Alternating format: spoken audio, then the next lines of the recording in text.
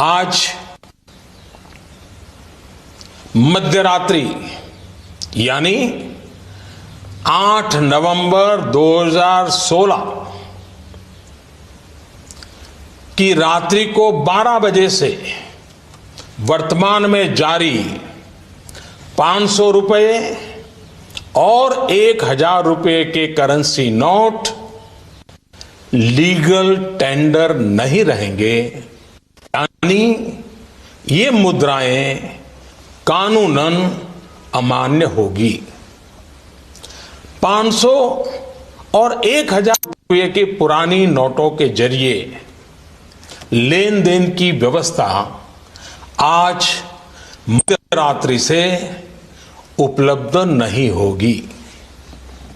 भ्रष्टाचार, काले धन और जाली नोट के कारोबार में लिप्त देश विरोधी और समाज विरोधी तत्वों के पास मौजूद 500 रुपये, 1000 रुपये के पुराने नोट अब केवल कागज के एक टुकड़े के समान रह जाएंगे। ऐसे नागरिक जो संपत्ति मेहनत और ईमानदारी से कमा रहे हैं, उनके हितों की और उनके हक की पूरी रक्षा की जाएगी। ध्यान रहे कि 100 रुपये, 50 रुपये, 20 रुपये, 10 रुपये, 5 रुपये, 2 रुपये और 1 रुपया का नोट और सभी सिक्के नियमित है और लेन देन के लिए उपयोग हो सकते हैं, उस पर कोई रोक नहीं है। हमारे यह कदम देश में भ्रष्टाचार, काला धन एवं जाली नोट के खिलाफ हम जो लड़ाई लड़ रहे हैं, सामान्य नागरिक जो लड़ाई लड़ रहा है, उसको इससे ताकत मिलने वाली है। देशवासियों को कम से कम तकलीफ का सामना करना पड़े, इसके लिए हमने कुछ व्यवस्था की है। 500 और 1000 रुपये के पुराने नोट 10 नवंबर से लेकर 30 दिसंबर 2016 तक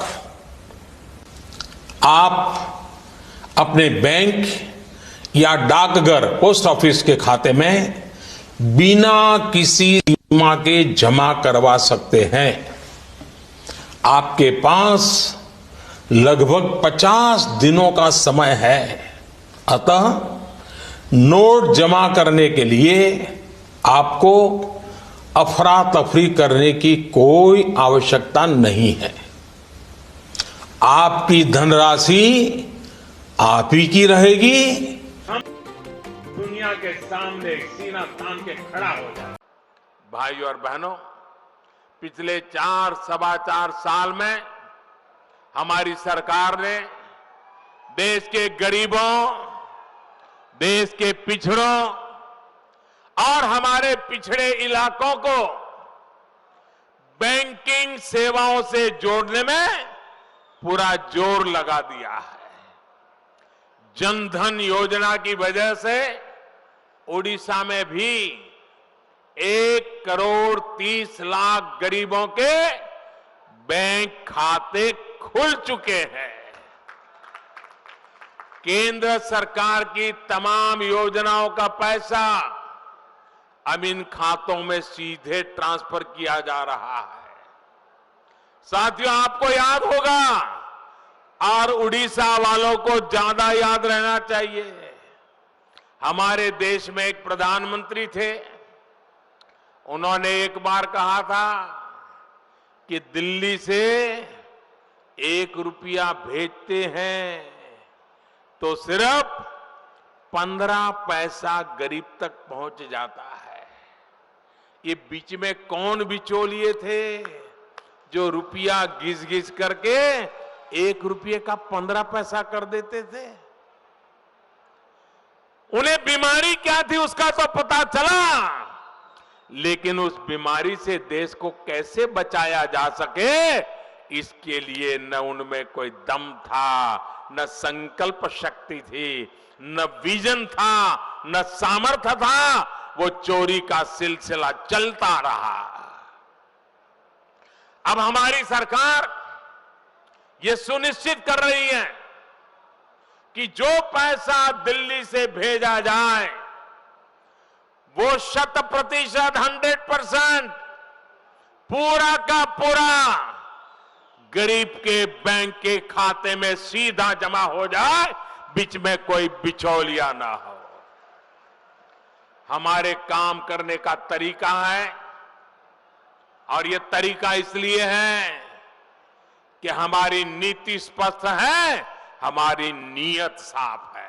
ये हमारा सिद्धांत है, हम घर में घुस के मारेंगे। कोई देश ऐसी असहाय अवस्था में नहीं रह सकता है।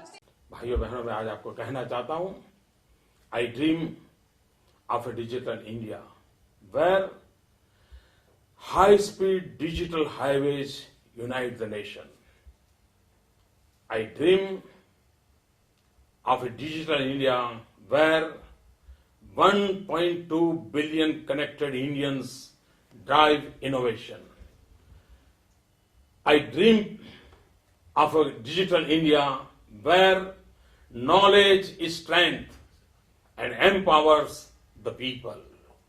I dream of a digital India where access to information knows no barriers. I dream of a digital India where government is open and governance transparent. I dream of a digital India where technology ensures the citizen government interface is incorruptible. I dream of a digital India where government services are easily and efficiently available to citizens on mobile devices. I dream of a digital India where government proactively engages with the people through social media. I dream of a digital India where quality education reaches the most inaccessible corners driven by the digital learning. I dream of a digital India where quality healthcare prelocates right up to the remotest regions powered by e-healthcare sector. I dream of a digital India where farmers are empowered with real-time information to be connected with global market. I dream of a digital India where mobile enables emergency services, ensure personal security. I dream of a digital India where cyber security becomes an integral part of our national security. I dream of a digital India where mobile and e-banking ensures financial inclusion. I dream of a digital India where e-commerce drives entrepreneurship.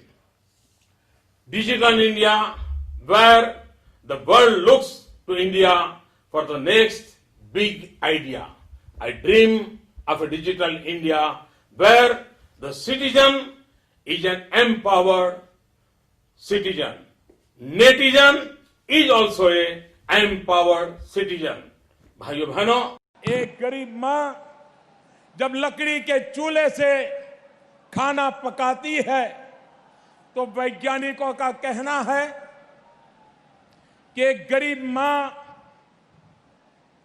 लकड़ी के चूल्हे से खाना पकाती है तो एक दिवस में उसके शरीर में 400 सिगारेट का धुआं चला जाता है, 400 सिगारेट का।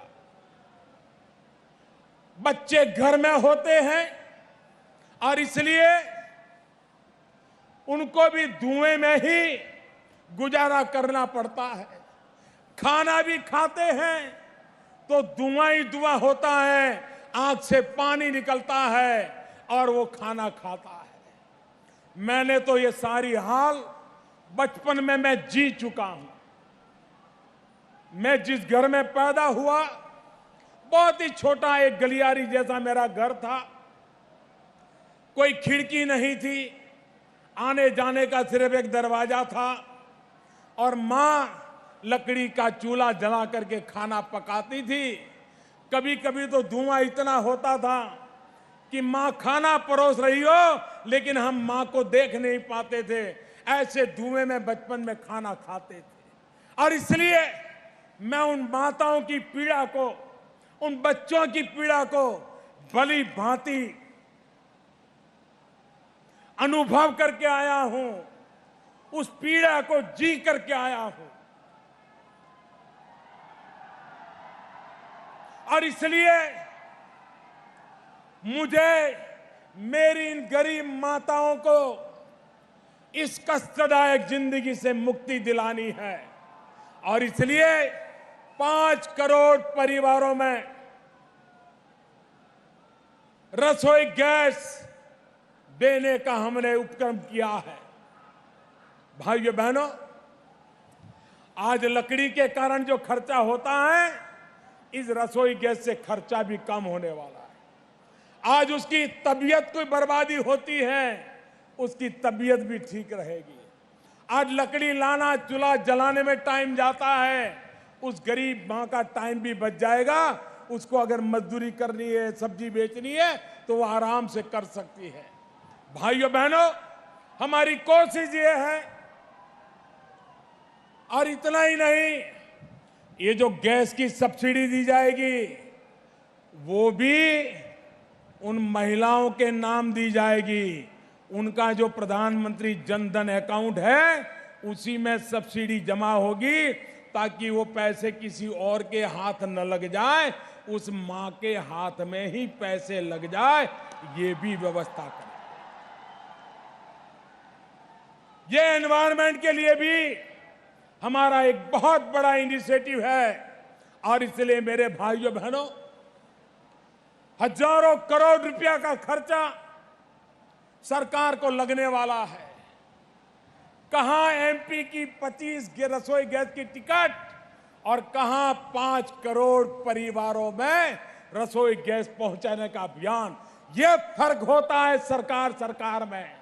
काम करने वाली सरकार, गरीबों का भला करने वाली सरकार, गरीबों के लिए सामने जाकर के काम करने वाली सरकार कैसे काम करती है, इसका यह उत्तम उदाहरण आज ये 5 करोड़ परिवारों को रसोई गैस देने का कार्यक्रम है।